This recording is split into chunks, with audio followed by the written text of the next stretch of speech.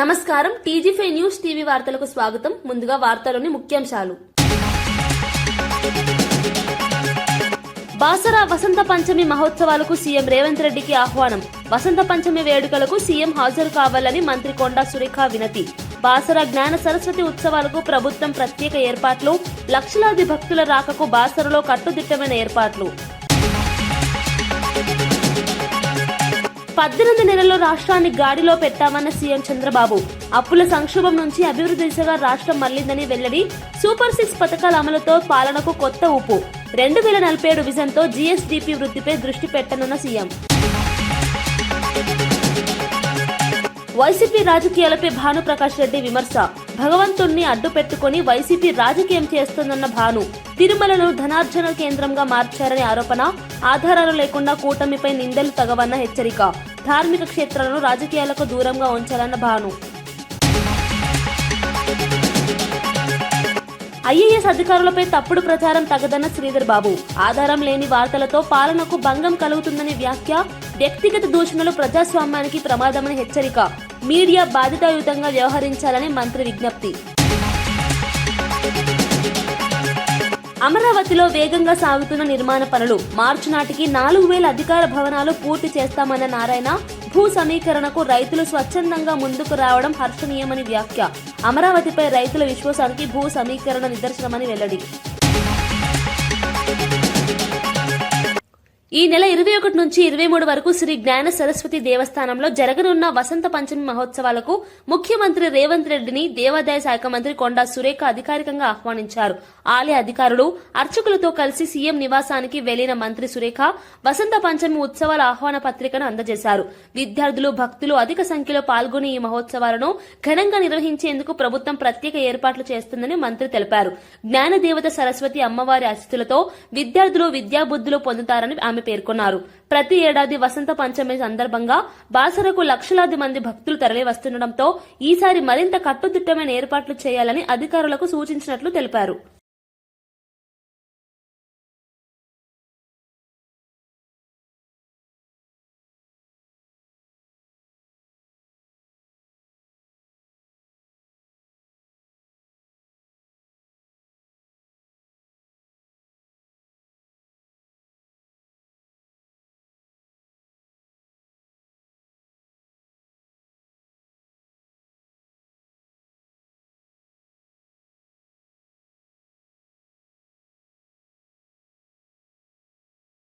పదేళ్ల పాటు ఐటీ మంత్రిగా పనిచేసిన కేటీఆర్ 10,000 కోట్ల పెట్టుబడులు కూడా తీసుకురాలేదని, అయితే ప్రజాప్రభుత్వం కేవలం 2 ఏళ్లలోనే రికార్డు స్థాయిలో విదేశీ పెట్టుబడులను ఆకర్షించిందని టీపీసీసీ అధ్యక్షుడు మహేష్ కుమార్ గౌడ్ వ్యాఖ్యానించారు. తెలంగాణ అభివృద్ధి దిశగా స్పష్టమైన విధానాలతో ముందుకెళ్తున్న కాంగ్రెస్ ప్రభుత్వం పరిశ్రమలకు అనుకూల వాతావరణాన్ని కల్పించిందని చెప్పారు. గత పాలనలో ప్రచారానికి ప్రాధాన్యం ఇచ్చారని, వాస్తవంగా పెట్టుబడులు రాష్ట్రానికి రాలేదని విమర్శించారు. ముఖ్యమంత్రి రేవంత్ రెడ్డి నేతృత్వంలో పారదర్శక పాలన సాగుతోందని, పెట్టుబడిదారులు నమ్మకం పెరిగిందన్నారు. దీని ఫలితంగా యువతకు ఉద్యోగ అవకాశాలు పెరుగుతున్నాయని, రాష్ట్ర ఆర్థిక వ్యవస్థ బలోపేతం అవుతోందని మహేష్ కుమార్ గౌడ్ స్పష్టం చేశారు. 10 ఏళ్లలో కేటీఆర్ ఐటీ మంత్రిగా ఉండి 10,000 కోట్లు కూడా తేలంటి పరిస్థితి. ఇవాళ మా ముఖ్యమంత్రి గారు, మా ఐటీ మంత్రి శ్రీధర్ బాబు గారు 2 మార్లు దావోస్కెళ్లి 1,78,000 కోట్ల పెట్టుబడి తీసుకొచ్చినారు. దాంట్లో 70% ఇదివరకే పెట్టుబడులు కార్యరూపం దాల్చినాయి. గ్లోబల్ సమ్మిట్ అనేది ప్రపంచ కంపెనీలు ఆకట్టుకున్నటువంటి సమ్మిట్. 1 లక్ష 2 లక్షలు వస్తాయనుకుంటే ఊహించని రీతిగా 5,70,000 కోట్ల పెట్టుబడులు, విదేశీ పెట్టుబడులు, వివిధ కంపెనీ రూపాల పెట్టుబడులు, స్వదేశీ పెట్టుబడులు పెట్టడానికి ఒప్పందాలు కూర్చుకున్న పరిస్థితి. ఇలా మున్సిపాలిటీలో ఉన్నవారు చాలా మంది వరకు చదువుకున్నవారు, విద్యావంతులు ఇలాంటి అభివృద్ధిని పరిపూర్ణంగా అర్థం చేసుకోగలుగుతున్నారు. ఇస్తున్న సంక్షేమాన్ని అర్థం చేసుకోగలుగుతున్నారు. ఇలాంటి సంక్షేమం ఏ ఇతర రాష్ట్రంలో ఇవ్వట్లే. ఉచిత బస్సు కేవలం 2 కాంగ్రెస్ ప్రభుత్వం. గాంధీ భవన్ లో డీసీసీ అధ్యక్షులు దీపక్ జాన్, మోత రోహిత్ సంయుక్తంగా మీడియాతో మాట్లాడారు. రాష్ట్రంలో కాంగ్రెస్ ప్రభుత్వం చేపడుతున్న అభివృద్ధి, సంక్షేమ కార్యక్రమాలను ప్రజలకు వివరించారు. ప్రతిపక్షాలు కావాలని తప్పుడు ప్రచారం చేస్తూ ప్రభుత్వాన్ని అపఖ్యాతి పాలు చేయాలని ప్రయత్నిస్తున్నాయని ఆరోపించారు. ప్రజాపాలనలో పారదర్శకత, బాధ్యతే లక్ష్యంగా ప్రభుత్వం ముందుకు సాగుతోందని చెప్పారు. గ్రామ స్థాయి నుంచి జిల్లా స్థాయి వరకు పార్టీని మరింత బలోపేతం చేయడమే లక్ష్యంగా పనిచేస్తున్నట్లు వెల్లడించారు. రానున్న ఎన్నికల్లో కాంగ్రెస్ పార్టీ ఘన విజయం సాధిస్తుందని ధీమా వ్యక్తం చేశారు. ప్రజల మద్దతుతోనే ప్రభుత్వం విధానాలను అమలు చేస్తుందని, ప్రజా సమస్యల పరిష్కారమే ప్రధాన అజెండాగా కొనసాగుతోందని స్పష్టం చేశారు. సికింద్రాబాద్ జిల్లా గురించి ఎందుకు మాట్లాడలేదని ఈ సందర్భంగా మిమ్మల్ని మేము ప్రశ్నిస్తున్నాము.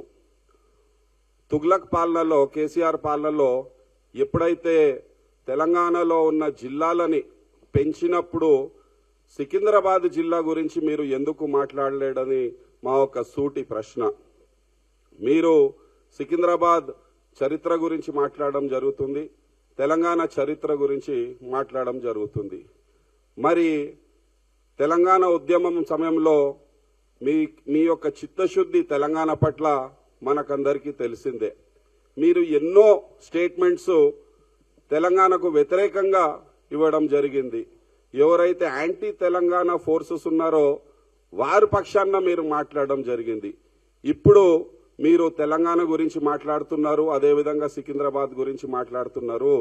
మీరు మినిస్టర్గా ఉన్నప్పుడు మీకు ఇవంతా గుర్తుకు రాలేదా అని ఈ సందర్భంగా మిమ్మల్ని ప్రశ్నించడం జరుగుతుంది. అదేవిధంగా మీరు ఒక ఎమ్మెల్యేగా, ఒక మినిస్టర్గా ఉన్నప్పుడు మీరు సికింద్రాబాద్ జిల్లా కొరకు ఏం చేసిరు? ఆ రోడ్స్ ఎలా ఉందో అలాగే ఉంది, డ్రైనేజ్లు ఎలా ఉందో అలాగే ఉంది. అదేవిధంగా స్ట్రీట్ లైట్స్ అయినా కానీ, ఇతర సంబంధిత ఇష్యూస్ అయినా కానీ ఎక్కడ ఉన్నాయో అలాగే ఉన్నది. మీరు ఈ సికింద్రాబాద్ జిల్లా గురించి ఒక మినిస్టర్గా మీరు ఏం పనిచేసిరని ఈ సందర్భంగా మిమ్మల్ని ప్రశ్నించడం జరుగుతుంది. అదేవిధంగా మీ యొక్క పాత్ర చేపల స్కామ్లో, గొర్రెల స్కామ్లో మనకందరికీ తెలిసిందే. 1000 కోట్ల గొర్రెల స్కామ్ జరిగింది. దానిపై ఈడీ, సిబిఐ విచారణ జరుగుతుంది. ఫిషరీస్ కార్పొరేషన్ చైర్మన్ మెట్టు సాయి కుమార్ గాంధీ భవన్ లో మీడియాతో మాట్లాడారు. మత్స్యకారుల సంక్షేమమే లక్ష్యంగా ప్రభుత్వం అనేక కీలక నిర్ణయాలు తీసుకుంటోందని తెలిపారు. మత్స్య పరిశ్రమ అభివృద్ధికి నూతన విధానాలు అమలు చేస్తున్నామని చెప్పారు. చేపల పెంపకం, మార్కెటింగ్, మౌలిక సదుపాయాల కల్పనపై ప్రభుత్వం ప్రత్యేక దృష్టి సారించిందన్నారు. గత పాలనలో నిర్లక్ష్యానికి గురైన మత్స్యకార రంగాన్ని తిరిగి పుంజుకుంటున్నామని పేర్కొన్నారు. రాయితీలు, శిక్షణ కార్యక్రమాల ద్వారా మత్స్యకారులకు ఆదాయం పెరుగుతోందని వివరించారు. ప్రభుత్వ చర్యలతో మత్స్యకార కుటుంబాల్లో భరోసా పెరిగిందని మెట్టు సాయి కుమార్ స్పష్టం చేశారు. కార్పొరేట్ ఎలక్షన్ చూసుకున్నాం, మీ పెద్ద పదం మా పెద్ద పదము, మీ దమ్ము మాది చూసుకున్నాం. మీ సనత్ నగర్ లో గాని, మీ సికింద్రాబాద్ లో గాని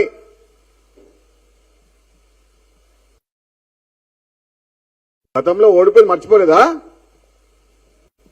గతంలో 6 స్థానాలు కార్పొరేట్ కాంగ్రెస్ మర్చిపోలేదా మీరు? సికింద్రాబాద్ ప్రజలకు, సనత్ నగర్ ప్రజలకు పట్టిన చీడ పీడ తలసాని శ్రీనివాస్ యాదవ్.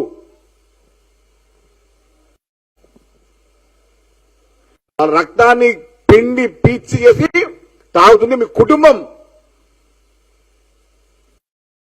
కాబట్టి ముఖ్యమంత్రి గారి గురించి మాట్లాడే ముందు మాట అదుపులో పొదుపులో పెట్టుకుంటే చాలా బాగుంటది.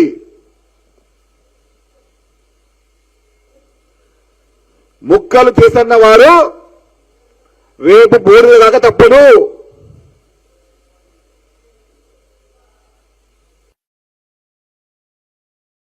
రాజకీయంగా మాట్లాడు.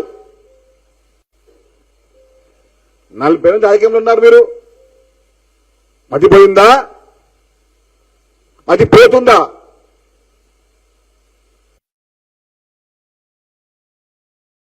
చెప్తున్నాను.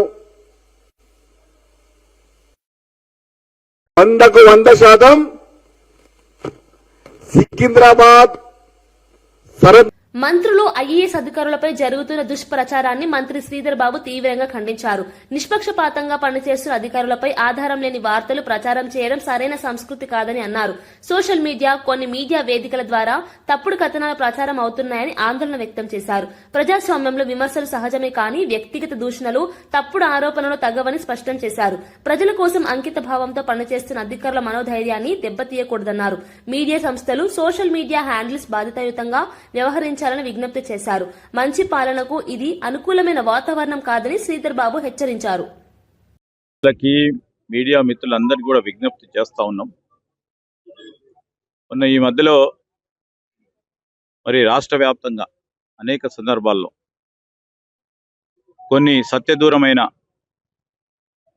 మీడియా వైరల్ చేయటం, ప్రత్యేకించి ఐఏఎస్ ఆఫీసర్ల మీద పేరు రాయకుండా, దానికి తోడు మరి ప్రభుత్వంలో ఉన్న పెద్దల పైన కొన్ని మీడియా సందర్భంగా వచ్చినాయి. తప్పకుండా దాన్ని మేము ఖండిస్తూ ఉన్నాం. దాంట్లో కొన్ని మీడియాలలో ప్రధానంగా సోషల్ మీడియాకు సంబంధించి వచ్చి కొంతమంది సహచరులకు సంబంధించిన మరి ఎవరిదో ఏదో పేరు పెట్టకుండా ఇష్టారాజ్యంగా ఆ విధంగా చేయడం అనేది, ఎందుకంటే ఈరోజు ప్రభుత్వం చేస్తూ ఉన్న అనేక కార్యక్రమాలు ఈ విషపూరితమైన మరి కొన్ని సోషల్ మీడియా ప్లాట్ఫామ్స్ ఈ విధంగా చేయొద్దని, ఎందుకంటే దాంట్లో అధికారులను కూడా మరి ఆ జిల్లాలకు సంబంధించిన అధికారులని పెట్టడం జరిగింది. ఎవరు ఏమైనప్పటికీ నేరుగా ఆ విధంగా ప్రస్తావన చేయడం మంచిది కాదు.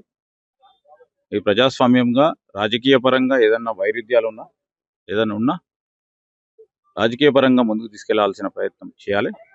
ఈరోజు అంటే ఏ జిల్లా అయినా ఆ జిల్లా వరకు కూడా, ఎందుకంటే రాష్ట్ర వ్యాప్తంగా కూడా చేస్తారు. అందుకోసమే ఈరోజు అందరికి కూడా అపీల్ చేస్తూ ఉన్నాం, ఇది కరెక్ట్ కాదని.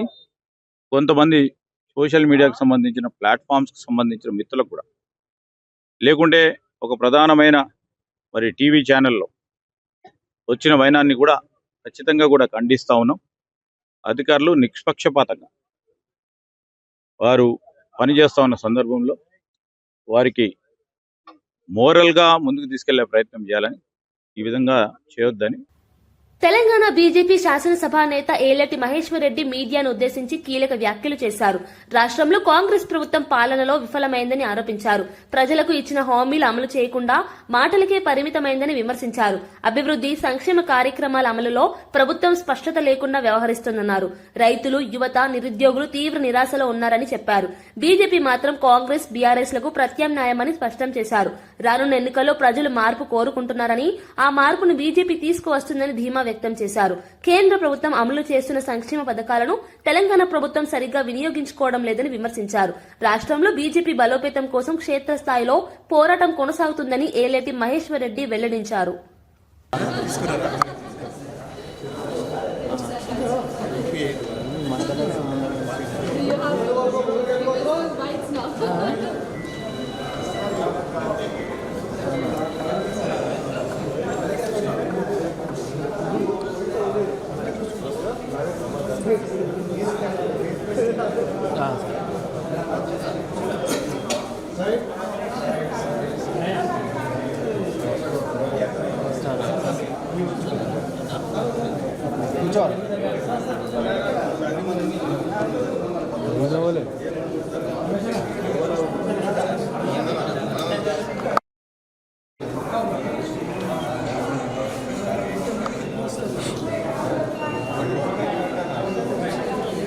ఫోన్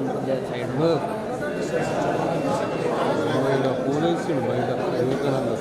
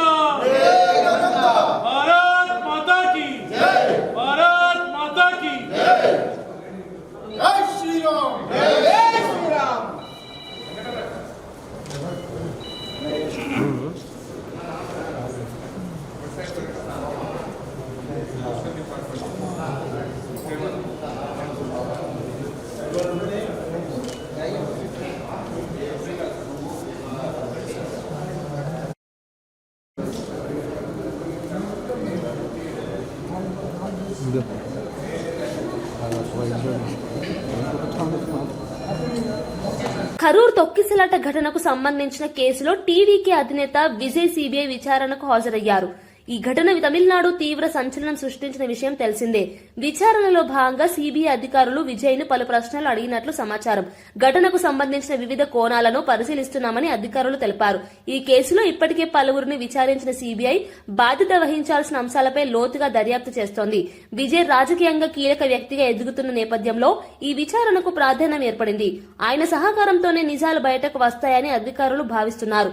మరోవైపు ఈ కేసును రాజకీయం చేయొద్దని టీవీకే వర్గాలు కోరుతున్నాయి. సిబిఐ విచారణ పూర్తయ్యాక స్పష్టత వచ్చే అవకాశం ఉందని విశ్లేషకులు అంటున్నారు.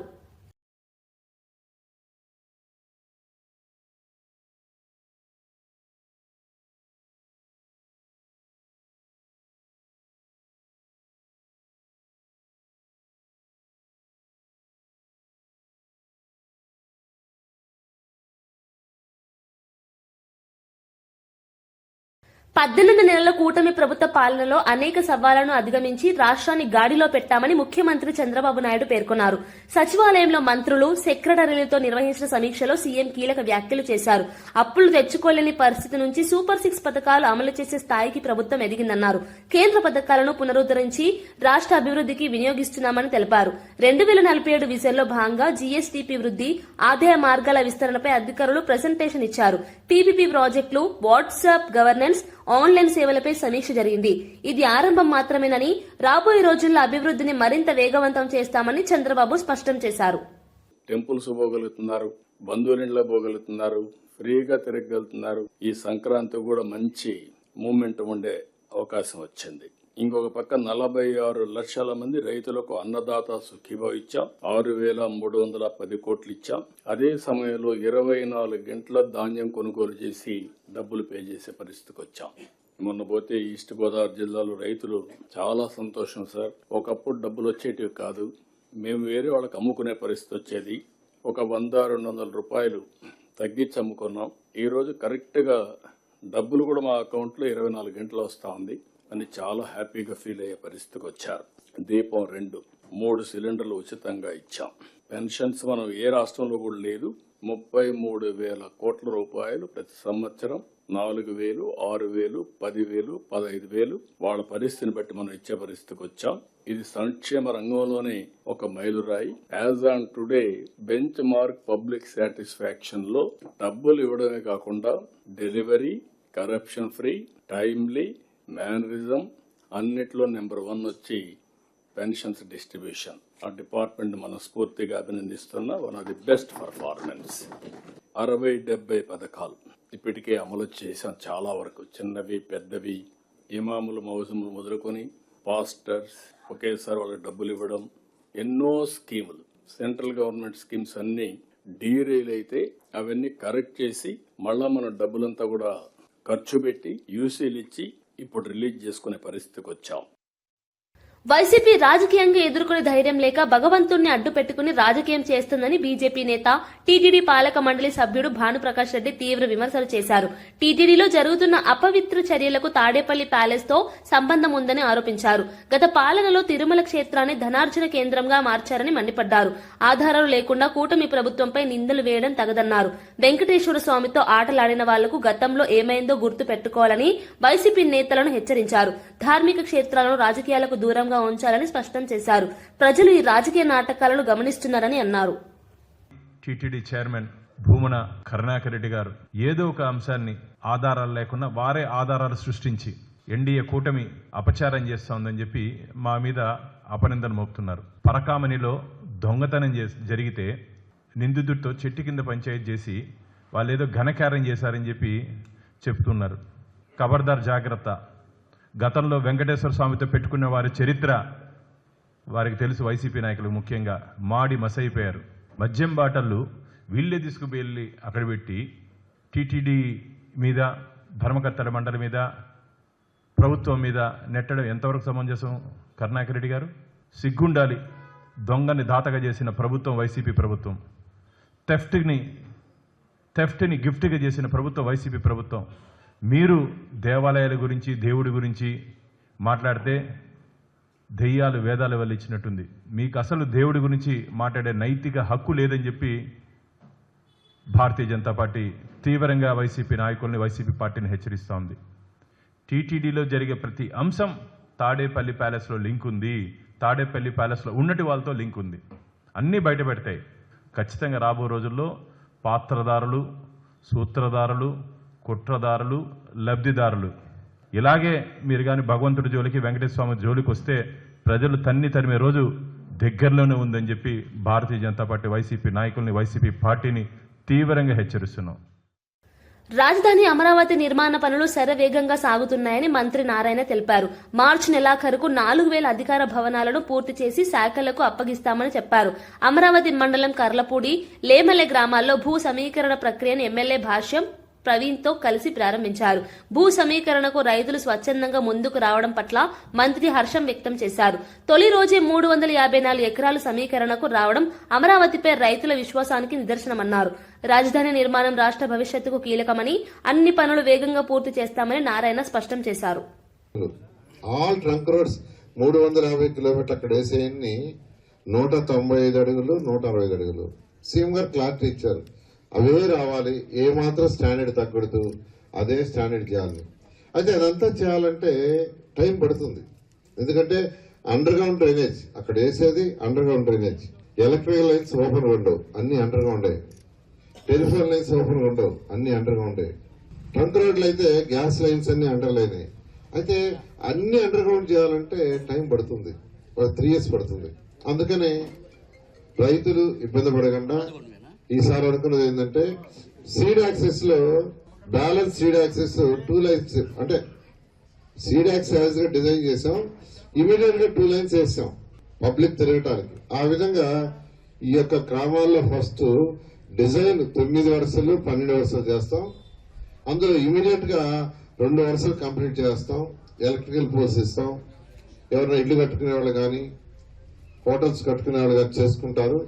తర్వాత వర్క్ కంటిన్యూషన్ చేస్తామని చెప్పాను ముఖ్యమంత్రి గారికి. దాన్ని కూడా ముఖ్యమంత్రి గారు యాక్సెప్ట్ చేశారు. ఏది ఏమైనా 3 సంవత్సరాలు అన్నీ అయిపోవాలి, ఏది ఉండకూడదని ఈరోజు అమరావతిలో ఎంతో వేగవంతంగా జరుగుతుంది. ఎంత వేగవంతం అంటే ఎంత వేగవంతంగా రేపు మార్చి నెలాఖరాకి 4,026 అధికార భవనాలు హ్యాండ్ ఓవర్ చేస్తున్నాం. మార్చి నెలాఖరాకి వాళ్ళు హ్యాండ్ ఓవర్ చేస్తున్నాం. అదేవిధంగా ట్రంక్ రోడ్స్ 350 కిలోమీటర్లు ఏదైతే ఉన్నాయో అవన్నీ కూడా రాబోయే 1.5 years లో పూర్తవుతున్నాయి. లేఅవుట్ రోడ్స్ ఏదైతే ఉన్నాయో అవన్నీ 2 years లో పూర్తవుతున్నాయి. ఐకానిక్ టవర్స్ మాత్రం నల్లమల్ల సాగర్ ప్రాజెక్టుపై కోర్టులో తమ అభ్యంతరాలను స్పష్టంగా వెల్లడించామని సాగునీటి శాఖ మంత్రి ఉత్తమ్ కుమార్ రెడ్డి తెలిపారు. విచారణ సమయంలో తాను స్వయంగా కోర్టులో హాజరై ఉన్నానని చెప్పారు. పోలవరం ప్రాజెక్టులో ఏపీ ప్రభుత్వం అనేక నిబంధనలు ఉల్లంఘించిందన్న అంశాన్ని కోర్టు దృష్టికి తీసుకెళ్లామని వెల్లడించారు. ఎలాంటి అనుమతులు లేకుండా ముందుకు వెళ్తున్నారని సీనియర్ న్యాయవాది అభిషేక్ సింఘ్వి వాదించారని తెలిపారు. ఈ సందర్భంగా కోర్టు సూట్ ఫామ్ లో రావాలి అంటూ స్పష్టమైన ఆదేశాలు జారీ చేసిందన్నారు. తెలంగాణ నీటి హక్కులను కాపాడటమే ప్రభుత్వ లక్ష్యమని, ఇందుకోసం న్యాయపరంగా, పరిపాలన పరంగా అన్ని ప్రయత్నాలు చేస్తున్నామని ఉత్తమ్ స్పష్టం చేశారు. రాష్ట్ర ప్రయోజనాలకు విరుద్ధంగా జరిగే ఏ చర్యనైనా అడ్డుకుంటామని ఆయన తెలిపారు. అంటే ఇప్పుడు ఈ ప్రాజెక్టు వాళ్ళ ఫ్లడ్ వాటర్స్ అన్నా ఇంకోటన్నా వాళ్ళకి అలకేట్ అయిన వాటర్స్ కంటే ఎక్కువ ఇది వాడటానికి వీలు లేదు. అదేవిధంగా ఈ పోలవరం ప్రాజెక్టు కూడా అనేక violations, original approved project of government of ఇండియాలో అనేక వయలేషన్స్ ఆంధ్రప్రదేశ్ ప్రభుత్వం చేయడం జరిగింది. అవి కూడా సుప్రీంకోర్టు దృష్టికి తీసుకొచ్చి ఆనాడు ministry of environment and forest stop work ఆర్డర్ని ఇంప్లిమెంట్ చేయడం లేదని చెప్పి కూడా సుప్రీంకోర్టు దృష్టికి తీసుకొచ్చాము. అదేవిధంగా ఆంధ్రప్రదేశ్ ప్రభుత్వము వాళ్ళకి అలాటెడ్ క్వాంటిటీ అంటే 484.5 TMC ఇంక్లూడింగ్ ఎవాపరేషన్ లాసెస్ అంతకంటే ఎక్కువ ఉపయోగించుకోవడానికి ఇన్ఫ్రాస్ట్రక్చర్ క్రియేట్ చేస్తుంది. డిపిఆర్ ప్రిపరేషన్ మొదలుపెట్టే ప్రయత్నంలో ఉన్నారు. డిపిఆర్ ప్రిపరేషన్కి సిడబ్ల్యూసి అనుమతి ఇవ్వలేదు ఇప్పటివరకు. ప్రీ ఫీజిబిలిటీ రిపోర్ట్ కూడా ఇన్ ప్రిన్సిపల్ కన్సెంట్ కూడా ఇవ్వలేదు. కానీ మీరు ఇది పూర్తిగా ఆపాలని చెప్పి తెలంగాణ ప్రభుత్వం తరఫున అభిషేక్ సింఘ్వి ఈరోజు వాదించాడు. అదేవిధంగా there is blatant violations of AP Reorganization Act of Section 84 and 85, which require approvals from diverse other stakeholders and statutory bodies. అంటే ఆంధ్రప్రదేశ్ ప్రభుత్వము Godavari river management board, Krishna river management board, ministry of Jal Shakti, Polavaram project authority, apex council, ministry of environment, ఇవి ఏమీ approvals లేకుండా ముందుకు పోతుంది. తిరుమలలో శ్రీ వెంకటేశ్వర స్వామిని నటుడు మంచు మోహన్ కుటుంబ సమేతంగా దర్శించుకున్నారు. వీఐపీ దర్శన సమయంలో ఆలయ అధికారులు ఆయనకు సంప్రదాయబద్దంగా స్వాగతం పలికారు. శ్రీవారి సేవలో పాల్గొని ప్రత్యేక పూజలు నిర్వహించారు. దర్శనం అనంతరం స్వామివారి తీర్థ ప్రసాదాలను స్వీకరించారు. కుటుంబంతో కలిసి తిరుమల రావడం ఎంతో ఆనందంగా ఉందని మోహన్ బాబు తెలిపారు. శ్రీవారి ఆశీస్సులు అందరిపై ఉండాలని ఆకాంక్షించారు. సినీ రంగంలో బిజీ షెడ్యూల్ ఉన్నప్పటికీ ఆధ్యాత్మిక కార్యక్రమాలకు సమయం కేటాయించడం తనకు ఎంతో సంతృప్తినిస్తుందని పేర్కొన్నారు. తిరుమలలో భక్తుల రద్దీ అధికంగా ఉన్నప్పటికీ దర్శన ఏర్పాట్లు సక్రమంగా ఉన్నాయని కుటుంబ సభ్యులు ప్రశంసించారు.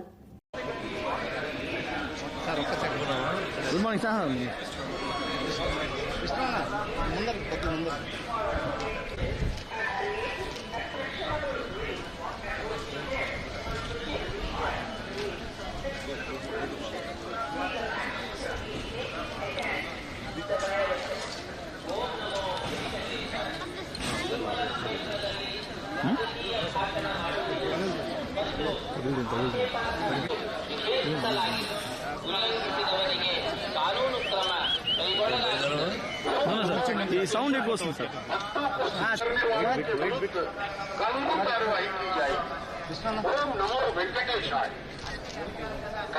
మరియు అభ్యంతరకరమైన రీల్ చేయడం, సామాజిక మాధ్యమాల్లో పోస్ట్ చేయడం నిషిద్ధం. అతిక్రమించిన ఎడల చట్టపరమైనటువంటి చర్యలు తీసుకోబడతాయి. ఓం నమో వెంకటేశాయ. பக்தர்களுக்கு அறிவிப்பு. திருமலையில் அரசியல் சார்ந்த உரைகள் நிகழ்த்துவது, எதிர்க்குவது கடுமையாக தடை செய்யப்பட்டுள்ளது. விதிமுறைகளை மீறினால் சட்டப்படி நடவடிக்கை எடுக்கப்படும் என ರೀಲ್ಗಳನ್ನು ತಯಾರಿಸಿ ಸಾಮಾಜಿಕ ಜಾಲತಾಣಗಳಲ್ಲಿ ಪೋಸ್ಟ್ ಮಾಡುವುದು ನಿಷೇಧಿಸಲಾಗಿದೆ. ಉಲ್ಲಂಘಿಸಿದ కొంచెం అట్లే creating objectionable reels and posting them on social media is strictly prohibited.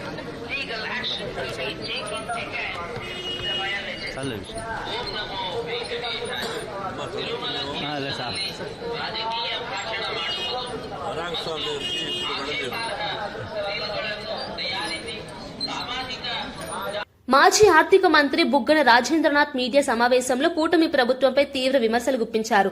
రాష్ట్ర ఆర్థిక పరిస్థితిని తప్పుదోవ పట్టిస్తూ ప్రజలను మభ్యపెడుతున్నారని ఆరోపించారు. అప్పులపై ప్రభుత్వం వాస్తవాలు దాచిపెడుతోందని అన్నారు.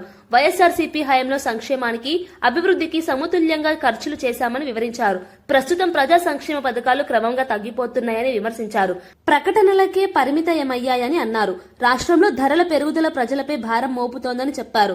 ప్రజల సమస్యలపై ప్రశ్నిస్తే ప్రభుత్వం సమాధానం చెప్పకుండా విమర్శలను తప్పుదో పట్టిస్తోందని బుగ్గన మండిపడ్డారు.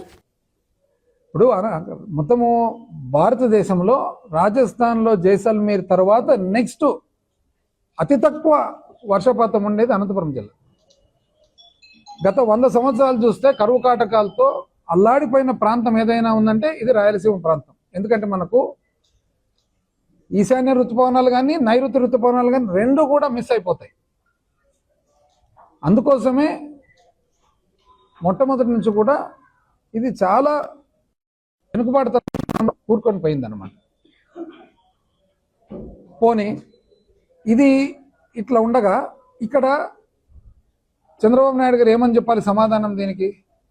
ఇది నిజమా కాదా అని చెప్పాల్సిన బాధ్యత ఉందా లేదా? ఒకటి రాష్ట్ర ముఖ్యమంత్రి, ఆంధ్రప్రదేశ్ రాష్ట్ర ముఖ్యమంత్రి. ఎందుకంటే ఈ ప్రయోజనాలు ఎవరు? రాయలసీమ లిఫ్ట్ ప్రయోజనాలకు ఎవరికి? ఆంధ్రప్రదేశ్ రాష్ట్రానికి. రాష్ట్రం తర్వాత ఎవరికి రావాలి? ముఖ్యంగా రాయలసీమ ప్రాంతానికి. చంద్రబాబు నాయుడు గారు పుట్టిన ఊరు ఎక్కడ? రాయలసీమ ప్రాంతం కదా. కాబట్టి ఆయనకు అదనంగా ఉంది బాధ్యత. ఇప్పుడు రాజకీయాల్లో కానీ ఏ ప్రజా సేవలో కూడా దేశానికి ఎంత మనము ప్రాముఖ్యత ఇస్తామో, రాష్ట్రానికి ఇస్తామో, ప్రాంతానికి ఇస్తామో, మన ఊరికి కూడా కదా, జన్మనిచ్చిన ఊరు. సమాధానం ఏమని ఇంతవరకు ఇన్ని రోజులైంది కదా, 10 రోజులైంది, సమాధానం ఎక్కడైనా ఇచ్చినారా? ఇవ్వకపోగా ప్రెస్ మీట్లు పెట్టడం, ప్రెస్ కాన్ఫరెన్స్లు పెట్టడం. 22 టీఎంసీనే కదా మీకు ఉండేది. దాన్ని ఏ విధంగా తీసుకుంటారు అని ఒకరు, నీటిపారుదల శాఖ మంత్రి ఆయన అయితే నవ్వుకుంటూ ఎకిలించుకుంటూ, ఎవరు నీకు 15 నీకు 15 నీకు 18 అని చాలా పాపులర్ అయినాడు చూడండి. అతి ఫాస్ట్ గా పాపులర్ అయిన మనిషి ఆయన. నాకు తెలిసి రాజకీయాల్లో అంత ఫాస్ట్ గా పాపులర్ అయిన మనిషి ఆయన తప్ప ఎవరు లేరని నేను అనుకుంటున్నాను. ఎందుకు ఒకటే ఒక స్టేట్మెంట్, నీకు 15 నీకు 15 నీకు 18. ఆయన ముసిముసి నవ్వులు నవ్వుకుంటూ ఒక రకంగా చూడాలంటే ఎకిలించుకుంటూ రాయలసీమ లిఫ్ట్ గురించి మాట్లాడుతూ ఉంటే ఏమన్నా దీంట్లో బాధ్యత ఉంది? అసలు కొద్దిగా దాంట్లో బాధ్యతతో మాట్లాడుతున్నారా? అసలు వాళ్ళు మాట్లాడే లాజిక్ ఏమన్నా ఉందా? ఇంతవరకు రేవంత్ రెడ్డి గారు చెప్పిన మాట నిజమా కాదా, ఏమన్నా మాటల్లో పొరపాటుగా అర్థం చేసుకున్నారని ఎక్కడన్నా ఒక్కరన్నా చెప్పినారు ఇంతవరకు? ఇది బాధ్యత ఎవరిది? ముఖ్యమంత్రి గారిది బాధ్యత. ఆయన వచ్చి చెప్పాలా ఇది నిజంగా జరిగిందా? ఒకవేళ జరగలేదంటే ఇది జరగలేదు, ఇది రాంగ్ అని చెప్పండి, లేదా జరిగింటే ఇది ఈ విధంగా అని చెప్పండి.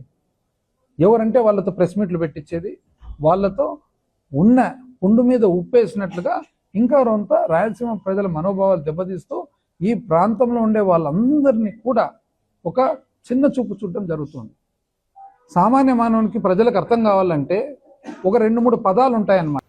గుంటూరులో వివిఐటి యూనివర్సిటీ ఆధ్వర్యంలో నిర్వహించిన దర్గా టు దుర్గా కార్యక్రమం ఉత్సాహంగా సాగింది.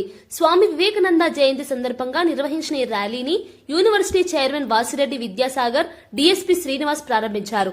హజరత్ కాళేషా మస్తాన్ దర్గా నుంచి విజయవాడ దుర్గమ్మ ఆలయం వరకు విద్యార్థులు ర్యాలీ నిర్వహించారు. మత సామరస్యం, జాతీయ ఐక్యత, ఆరోగ్యంపై అవగాహన కల్పించడమే ఈ కార్యక్రమ లక్ష్యమని నిర్వాహకులు తెలిపారు. గత 15 సంవత్సరాలుగా ఈ కార్యక్రమాన్ని నిరంతరం నిర్వహిస్తున్నామని పేర్కొన్నారు. వివిధ మతాలకు చెందిన విద్యార్థులు పెద్ద సంఖ్యలో పాల్గొనడం విశేషం. ఈ కార్యక్రమం సమాజంలో శాంతి, ఐక్యతకు చక్కటి ఉదాహరణగా నిలిచిందని పలువురు ప్రశంసించారు.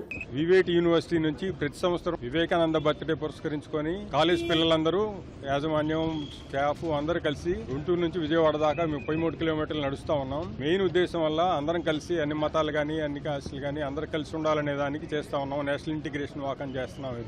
ఇది కాకుండా మా పిల్లలకి బాగా మంచిదవుతుంది ఏంటంటే, మనం లైఫ్లో ఎన్నో పనులు చేయడానికి మనకి కాన్ఫిడెన్స్ లెవెల్స్ తక్కువ ఉంటాయి.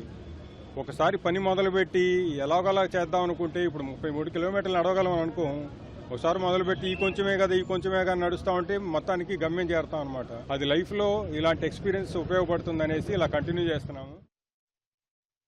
వార్తలు ముగించే ముందు ముఖ్యాంశాలు మరోసారి. బాసరా వసంత పంచమి మహోత్సవాలకు సీఎం రేవంత్ రెడ్డికి ఆహ్వానం.